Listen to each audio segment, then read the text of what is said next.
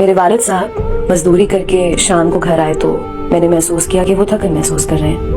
میں نے پاس جا کر پانی پیش کیا اور ابو کے کندھوں کو دبانا چاہا تو کہنے لگے, نہیں پتر, کوئی ضرورت نہیں, کام آسان ہی تھا, بس پانی رکھ دو اور تم جا کر اپنا سبق پڑھو. میں ابو کے کہنے پر دوسرے کمرے میں چلی گئی اور امی سے کہا کہ امی ابو کا خیال رکھا کریں, آپ تو انہیں بالکل ہی نہیں پوچھتی, جیسے وہ صرف پیسہ کمانے والی مشین ہے. امی نے منہ چڑھایا اور کہنے لگی, تو میں کون سا گھر میں فارغ رہتی ہوں, میں بھی تھک جاتی ہوں اور سارے مرد پیسہ ہی تو کماتے ہیں. تیرے باپ نے کوئی انجینئرنگ تھوڑی کر رکھی ہے جو گھر بیٹھے کام کر سکتا ہے.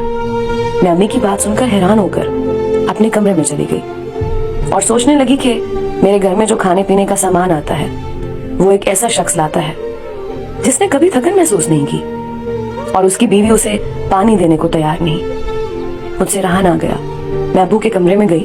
ابو سو رہے تھے اور میں نے دیکھا کہ ان کے دونوں ہاتھوں پر چھالے بنے ہوئے ہیں. دیکھتے ہی بے اختیار میرے آنسو نکل آئے, جو مجھے بتا رہے تھے کہ یہ شخص تمہاری ماں کی نفرت بھی برداشت کرتا ہے, تمہیں کالج بھی پڑھاتا ہے اور گھر کا سامان بھی مہیا کرتا ہے. غمی خوشی بھی اس کے ذمہ ہے, لیکن جب گھر آتا ہے تو کہا جاتا ہے اس نے کون سی انجینئرنگ کر رکھی ہے. وہ میری ماں ہے, میں ان کو صرف سمجھا سکتی ہوں, ان کی گستاخی نہیں کر سکتی. لیکن یاد رکھیں, باپ ہمیشہ گھنے سائے جیسا ہوتا ہے. اگر ماں کے قدموں تلے جنت ہے تو نبی کریم صلی اللہ علیہ وآلہ وسلم نے فرمایا کہ باپ اس جنت کا دروازہ ہے.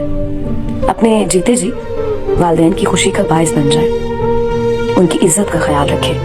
مرنے کے بعد آپ کے آنسو ان کے کسی کام نہیں آئیں گے.